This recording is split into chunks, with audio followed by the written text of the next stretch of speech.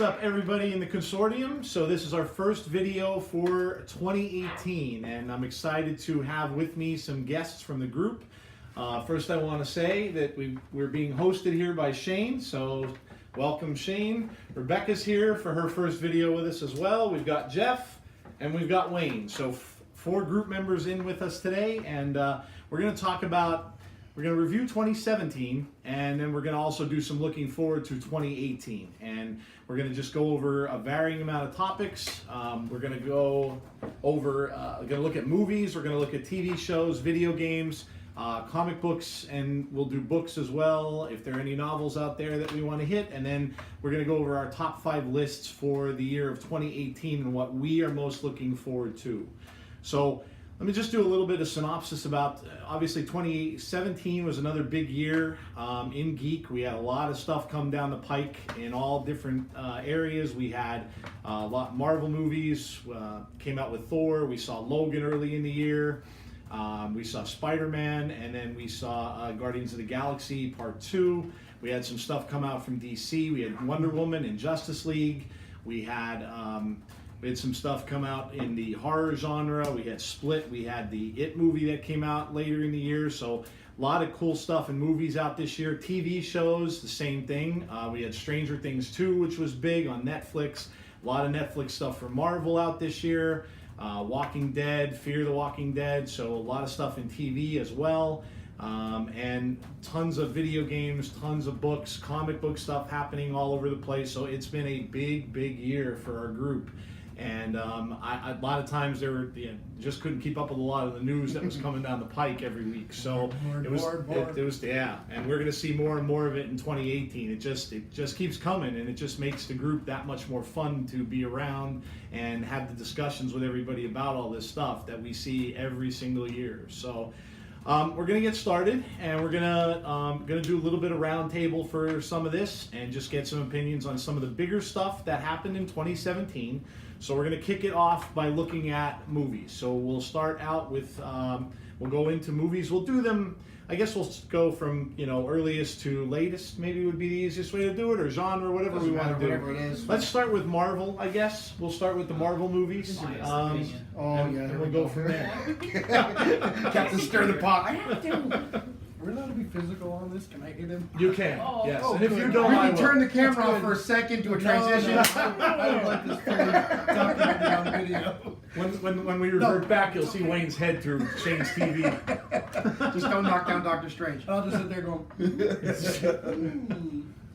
All right, so let's go into, we'll start with Marvel movies, and I guess we'll start with Logan. Logan was the earliest one of them all, so we'll talk about Logan. It was, I think, the most popular X-Men film I've had from the series, because I'm not a huge fan of how they handle a lot of the X-Men films. I've been vocal about that in the consortium. But it was the farewell to Hugh Jackman, and it was the most brutal Wolverine we've seen. I still miss the costume. It was fantastic. X-23 was good.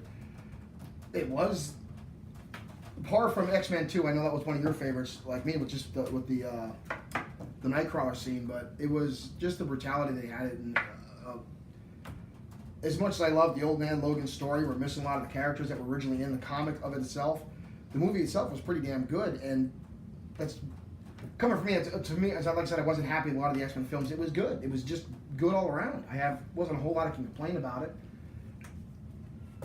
Yeah, I kind of thought, well, and I think, you and I know, talked about it, because some people like the X-Men. I've never been I'm going to come right out and say it, and I've said it in the consortium. I've never been a big X-Men fan, so I've never been 100%. Is my favorite X-Men. Yeah, I've never been 100% really behind the movies. I liked the first X-Men that Singer did all those years back, and then they kind of just fell away from it after that, and I wasn't big. The newer ones, First Class, I thought was okay. And then again after that I wasn't that into them, and the Wolverine movies I didn't really care for at all, really much, until Now this one, it took me actually. I had to watch it twice, and I was kind of making fun of it. And I know I was call it saying The Road. I did. I said it was the superhero version of The Road because I said it was set in a post-apocalyptic world where I Wolverine think ends that up. was the funny part because you thought it was. That's what it seemed. Yeah, but it actually wasn't too far in the future. You feel a lot different, but Yeah. I just think that the genre, like the Breaking storytell's a things lot around. different. It wasn't about the heroes and the villains of the movie as much, but it was a good storytelling. It was just a whole different feel of a movie.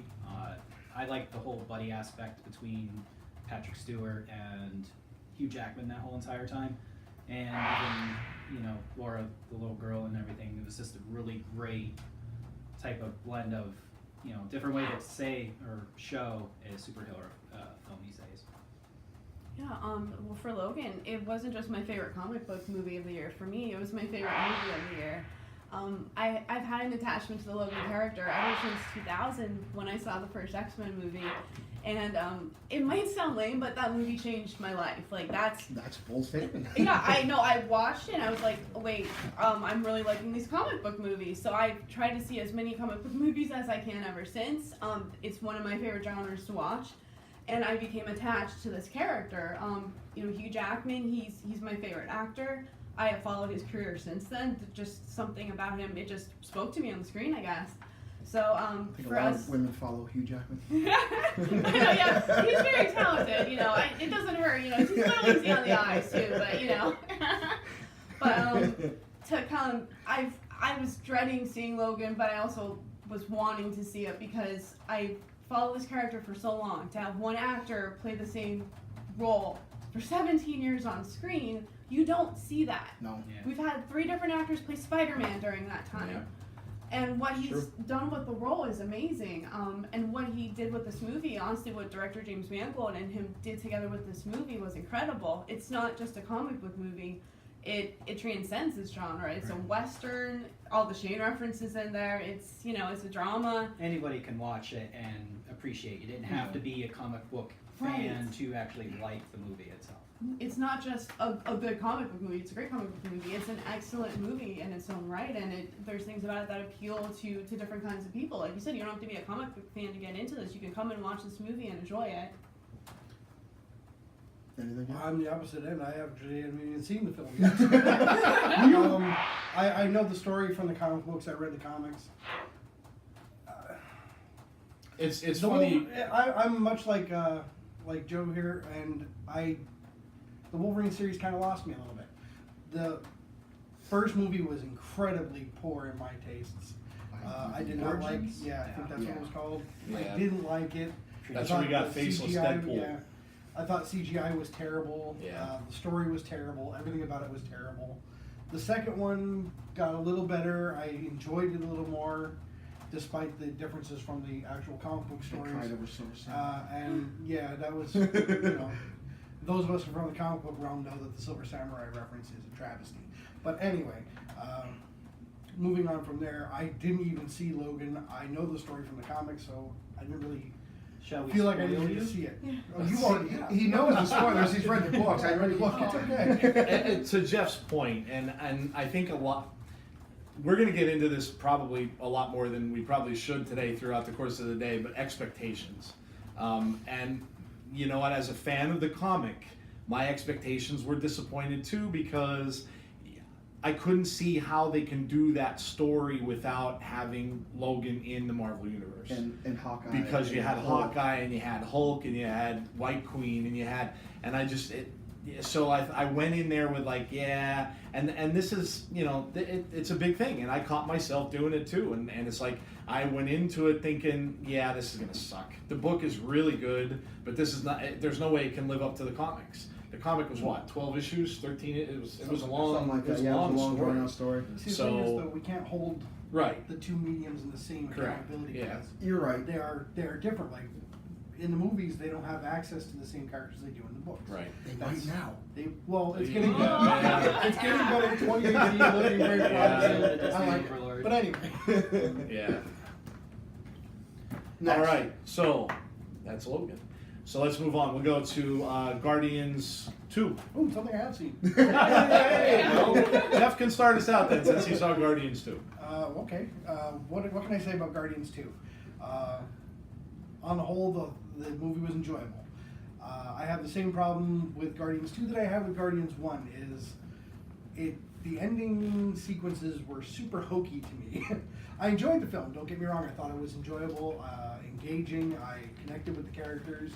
I enjoyed pretty much every aspect of the film. However, the end sequences for both films were incredibly hokey for me. It kind of took me out of the film at the end. I was like, That's where the kind of shape of Marvel turned a little bit with the comic books. Instead of having a serious ending, it was just like fun. Let's make everything kid friendly and Well, fun. and Like, as we'll reference, I'm sure when we talk about Thor Ragnarok, they went with a similar model after that because Guardians did so well for them. Well, the comic of Guardians is that way. It Yes, is an yeah. action comedy, and like Guardians 2 had a little too many dick jokes in there for me, just a little bit. But overall, that's one of the films, and I agree with Wayne that comedy is trickling out maybe a tad too much. Oh yes. But that was one of the films that they didn't abandon what the book was about and got the comedy in there, got that, and you're not wrong. It is hokey at the end, Yes. but it's supposed to be for the I get Guardians that. themselves. They're the lethal weapon of, in Marvel Space Group. They're supposed to be the comedy, and I loved the film, and I liked how they progressed some of the characters, how they threw Mantis in, and I thought Ego was done well, and that's a character I didn't think they'd be able to put on screen. It just didn't seem like it would fit or be feasible, Kurt Russell was a good. and he was damn good.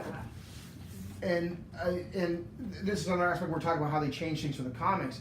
Is Star-Lord's father in the comics was nothing even worth reading about. Yeah. It was terrible. So Ego as his father was a massive change, but one of those for the better, which is sometimes not always good in the films when they change that stuff. But it made sense, and that one just turned out better.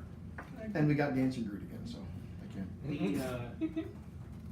I think that one James Shaw mentioned it before. He says that the whole movie is summed up in the very first scene where they're fighting a huge giant like boss, and it's this big battle, and the whole focus was on Dancing Groot, and that just made it be like everything that was happening in the background really didn't matter. It was just fun because Dancing Groot. And that's just kind of how the way Guardians they is played the just whole meant to be entire fun. the whole Yeah. way through. They didn't take anything really serious. Go ahead. Yeah, I really liked it.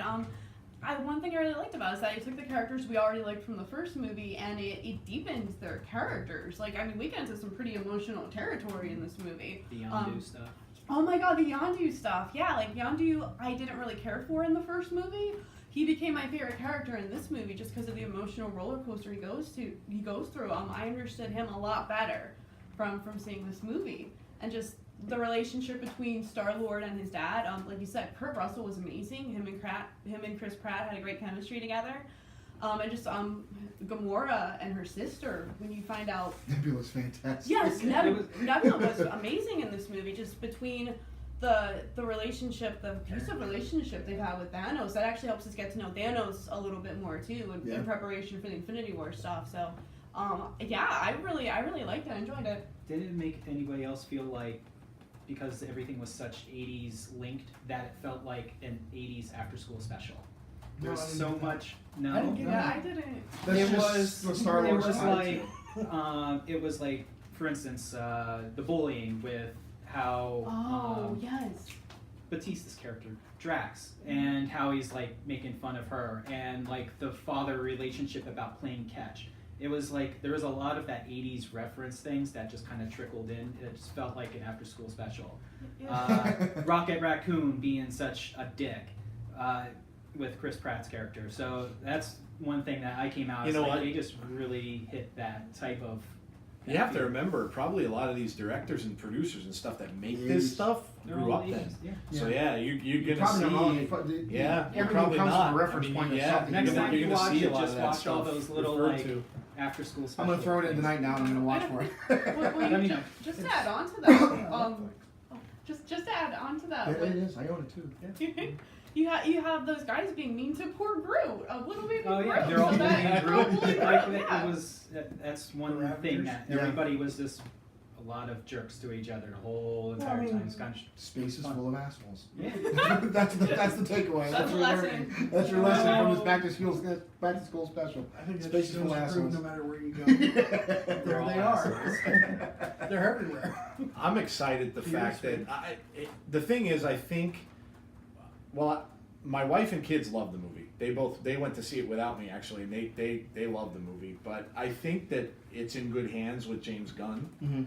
I like him. I follow him a lot. I read a lot of his stuff on Facebook, and I like he's got a lot of devotion to what he does. And I think that the fact that they're leaving that side of the Marvel universe in his hands, so now what he has to play with. Yeah, is Where a he lot. he can get every creature from that, like he'll have the Skrulls, he'll have Kree, He's he'll already have, talking about doing Nova. yeah, I mean he'll have Silver Surfer, Galactus, all that stuff that he can now play with is pretty cool. I mean, Chris he is Gunn, if so- you watch this, please bring Ronan back.